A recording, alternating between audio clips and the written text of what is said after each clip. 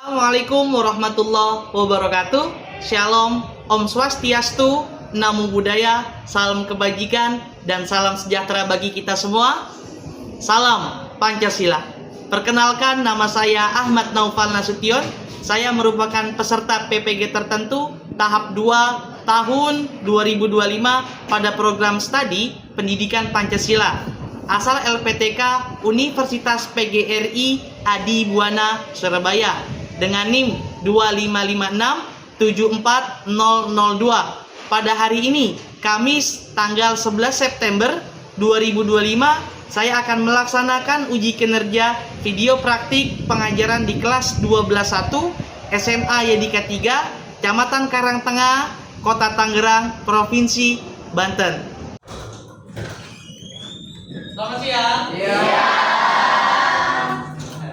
Sudah siap belajar ya? Iya. Ya, baik. Assalamualaikum warahmatullahi wabarakatuh. Waalaikumsalam warahmatullahi wabarakatuh.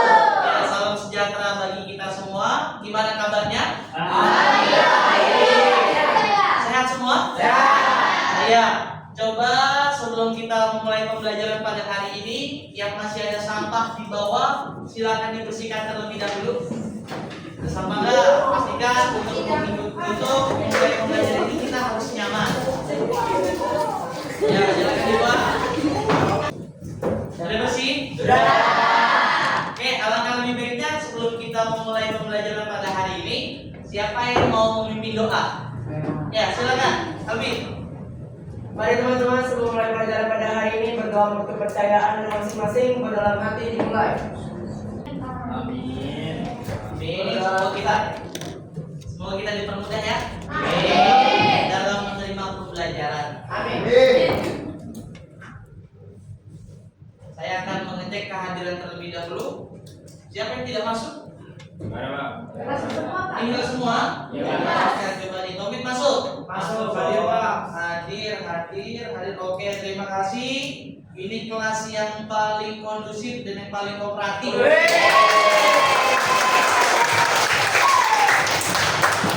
Ya, baik teman-teman, anak-anakku semua, untuk menumbuhkan rasa nasionalisme, kecintaan kita terhadap tanah air, coba saya harapkan kita berdiri dan kita akan menyanyikan lagu nasional, yakni lagu Indonesia Pusaka. Coba semua berdiri yuk. Oke. Jangan jadi bercanda ya. Coba tangannya semua dikepal dan taruh di atas dada sebelah kanan, sebelah kiri. Maaf.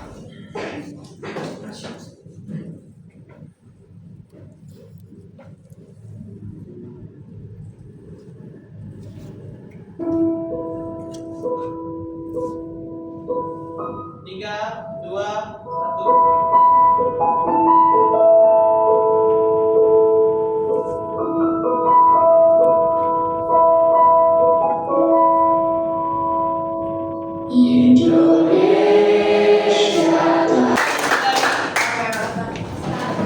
Sepertinya ini adalah jam-jam rawan karena sudah mau kami pulang, sudah siang. Kita isi sedikit terlebih dahulu ya. Oke. Bisa ya? Bisa. Masih ingat les breaking minggu kemarin tentang everybody be one? Oke, anak-anak, konsentrasi.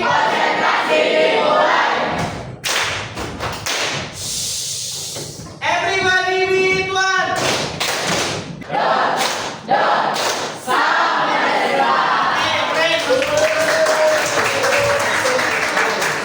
Tadi saya lihat kalau Bapak bilang Pancasila, kamu jawab Pancasila di hati, Indonesia sampai mati. Bisa ya? Bisa. Pancasila. Pancasila di hati, Indonesia sampai mati. Coba keluarkan perangkat pembelajaran berupa LKS, buku paket, dan buku tulisnya.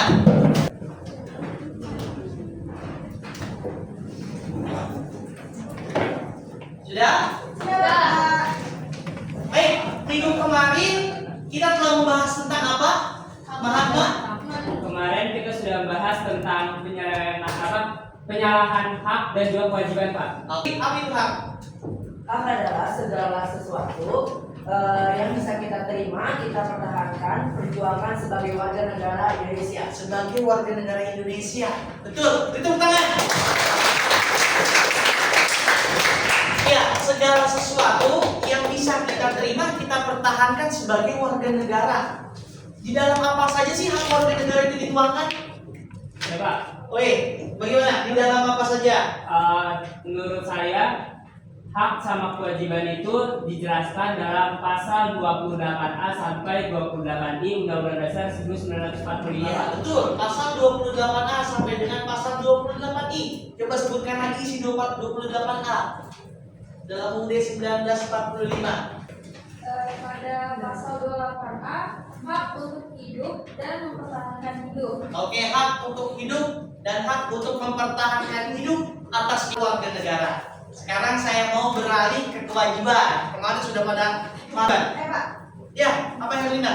kewajiban itu merupakan sesuatu yang harus kita lakukan dengan penuh rasa tanggung jawab. Oke, mantap. Masih pada ingat dan masih sangat melekat pembelajaran di minggu kemarin. Beri tepuk tangan untuk kalian semua.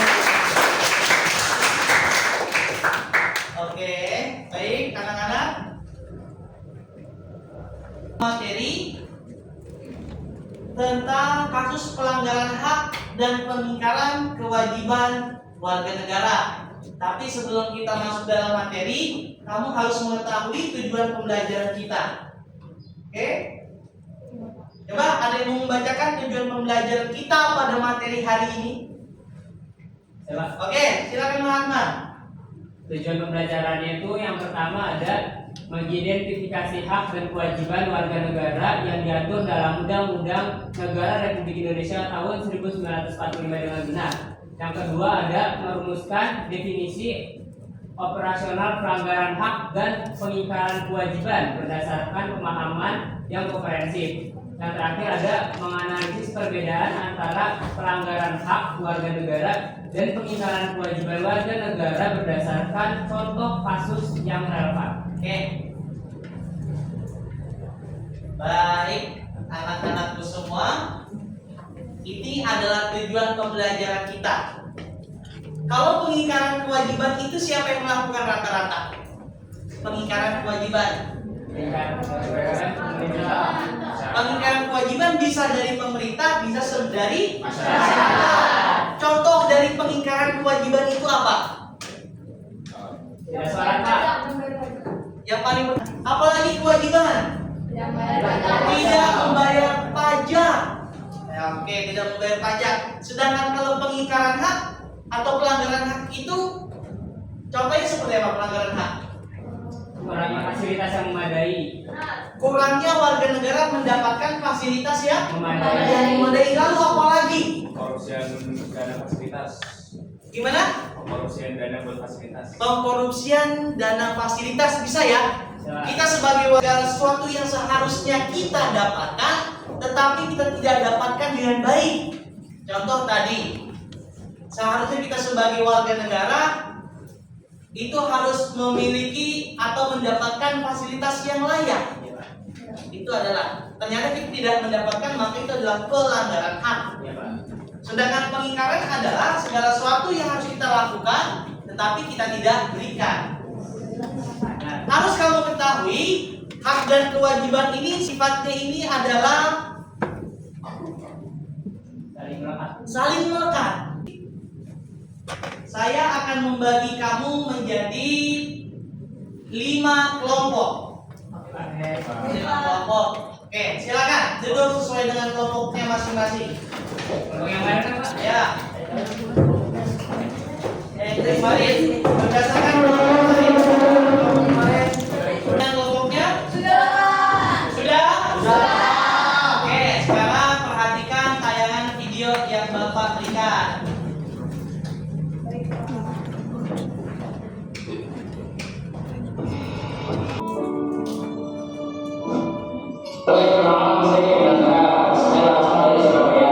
Presiden mengenal dirinya, jadi pada kali ini saya izin tidak mengajar karena saya sudah rapat dengan guru. Diskriminasi terhadap pelajar bisa terjadi dalam berbagai bentuk, baik secara langsung maupun tidak langsung. Diskriminasi ini mencakup tindakan yang merugikan atau memperlakukan pelajar secara tidak adil berdasarkan faktor-faktor seperti latar belakang ekonomi, suku, agama, gender, atau bahkan kemampuan akademis. Salah satunya adalah diskriminasi ras atau etnis. Pelajar dari suku atau etnis tertentu bisa jadi mendapatkan perlakuan yang tidak adil, seperti dalam video tersebut, seperti Kata hal poin penting apa yang kamu dapatkan dalam video tersebut? Silakan, apa yang kamu dapatkan? Yang kamu dapatkan dari video tadi memberikan, oke? Saya juga mau. Oke, kamu sebentar. Apa yang kamu dapatkan pembelajaran atau poin penting dalam video tadi? Oke teman-teman, perkenalkan saya Muhammad Aldi. Saya pengen ngejelasin dari video yang tadi kita udah tonton bareng-bareng. Jadi di video itu kita dari video tersebut menjelaskan bahwa di mana kehidupan itu tuh sangat tidak dibolehkan sama sekali di lingkungan sekolah ataupun di lingkungan manapun. Ya. Karena termasuk diskriminasi kan dari pembulian ini. Selanjutnya ada tentang intoleransi. Ya. Di mana Ini masuk dalam pelanggaran hak atau pengingkaran kewajiban? Pelanggaran hak. Oke. Ada yang mau menambahkan? Nah, sebagai pelajar itu mendapatkan dua. Yang pertama, dia mendapatkan pelanggaran hak. Sebab seharusnya dia sebagai warga negara pelajar tadi harus apa? Harus mendapatkan hak apa? Kalau menurut saya Pak, sebagai pelajar tadi dia tuh harusnya mendapatkan hak keamanan dan kenyamanan selama berada di sekolah Pak. Oke. Karena kita kan Terima kasih. Beri tepuk tangan untuk Hafiz dan Mas Herman. Ya, kalian analisis sebentar saja sudah sangat tajam. Nah, sekarang Bapak akan memberikan lembar kerja peserta didik atau yang disebut sebagai LKPD. Setiap LKPD ini ada bervariasi kasus-kasus pelanggaran dan pengingkaran kewajibannya. Nah, sekarang ketua kelompok coba diskusikan tema yang pertama tentang demo anarkis ketika aspirasi rakyat ditunggangi kepentingan tersembunyi. Topik yang kedua beritanya tentang tindakan korupsi. Topik yang ketiga tentang pelanggaran pencemaran lingkungan.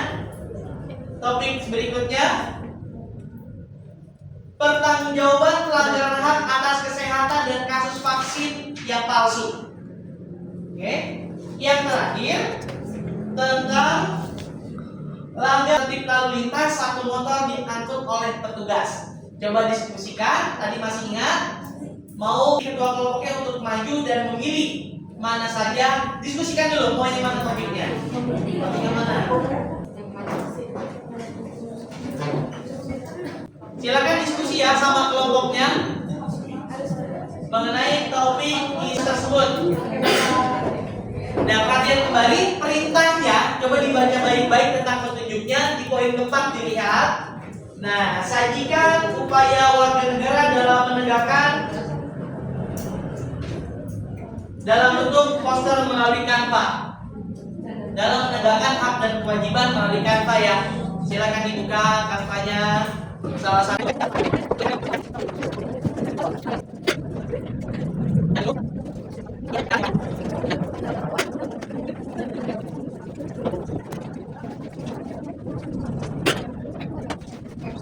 silakan kalau ada yang mau bertanya.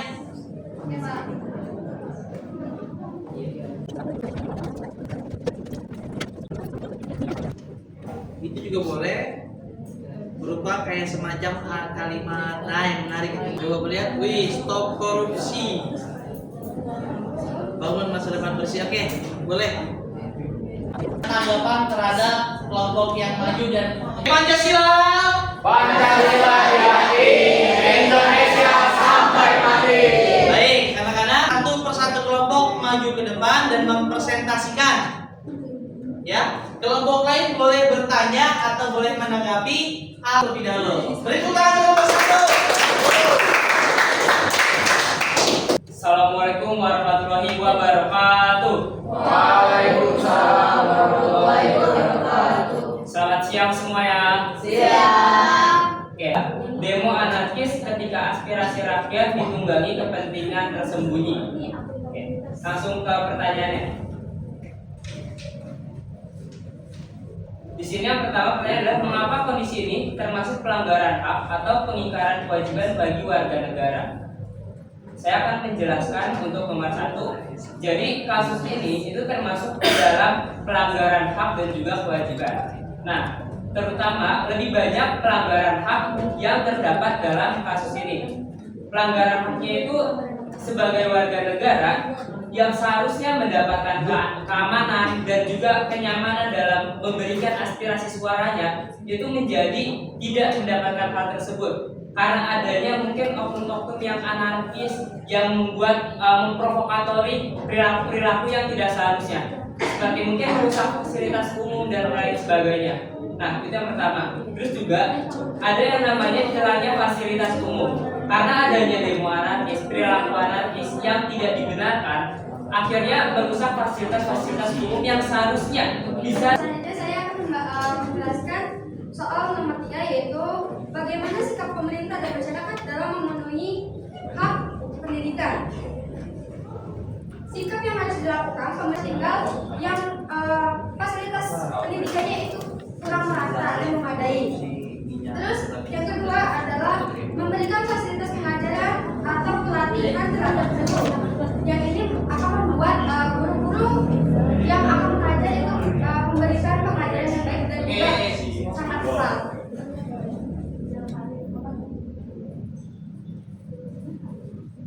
Yang ketiga, meningkatkan kualitas pendidikan masyarakat. Selanjutnya, mendukung siswa dalam belajar. Dalam ini tuh ada non akademik maupun akademik. Selanjutnya nomor 4 akan dibacakan Azari. Baik, di sini selanjutnya kami akan menjelaskan upaya mencegah demokrasi anarkis. Nah, jadi di sini kami telah membagi jadi ada 5 institusi yang bisa melakukan upaya pencegahan. Yang pertama itu ada pemerintah, masyarakat, aparat. Mbak Sesi tanya jawab, apakah ada yang ingin bertanya? Oke, silakan Erlina. Ini menurut pendapat kalian aja ya. Menurut pendapat kalian bagaimana sih seharusnya aparat keamanan ini menangani demo yang anarkis agar tetap memegang pada prinsip hak yang berpegang teguh pada kebebasan berpendapat. Itu harus bisa memberikan kelayakan atau juga keamanan dan juga perdamaian dalam masa demokrasi. Nah, oknum-oknum yang memang mereka provokatori karena demo anarkis itu saya yakin bahwa demo itu terjadi secara anarkis karena adanya provokator. Nah, provokator inilah yang harus jadi kita dalam melakukan aksi demokrasi itu harus berpikir secara logika juga. Apakah itu perilaku yang baik atau perilaku yang buruk? Seperti itu. Oke, waktunya Bapak memberikan penilaian terhadap kelompok 1. Kelompok 1 ini analisisnya tajam mengenai beberapa faktor tadi. Yang kedua, proses penyelesaian masalah 97. Wassalamualaikum warahmatullahi wabarakatuh. Oke, kelompok 2 silakan berdiri. Salam Pancasila.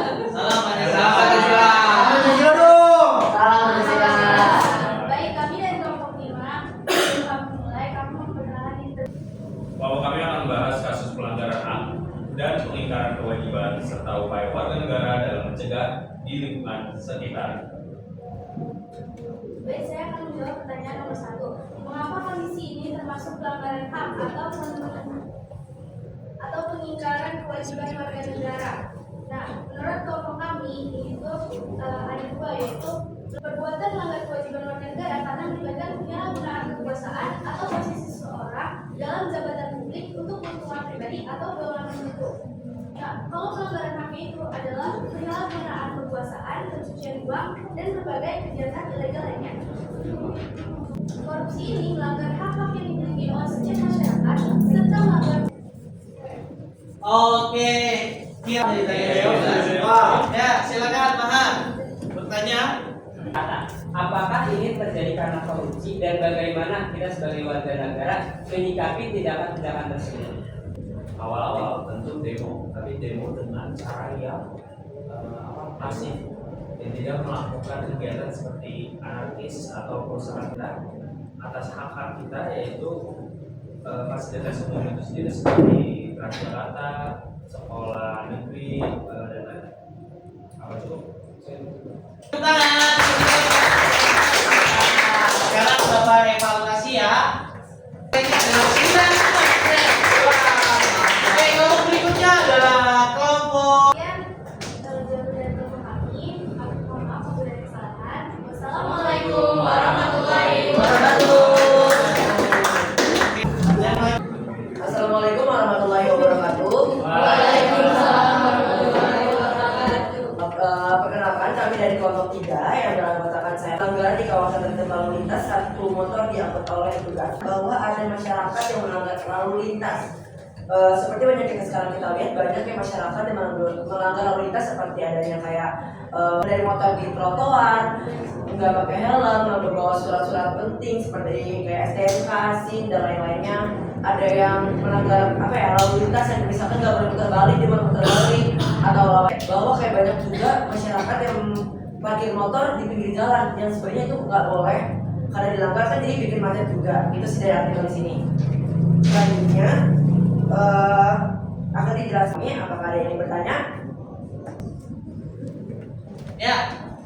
Gimana kalau pelaku itu masih melanggar? Jika ada yang masyarakat melanggar, itu pastinya bakal ada pasal yang memang bahwa nanti jika ada masyarakat yang melanggar bakal dikenakan hukuman dan tindak pidana. Gitu sih. Bapak mau mengevaluasi terlebih dahulu ya, pelanggar lalu lintas memang sering rentan. Ya, wajib mentaati kewajiban yang berlaku. Ya, posternya baik, penyampaian analisisnya tajam, memberikan nilai 95. Itu kan ya? Warahmatullahi wabarakatuh. Waalaikumsalam. Ya, kelompok berikutnya silakan berdiri kelompok A.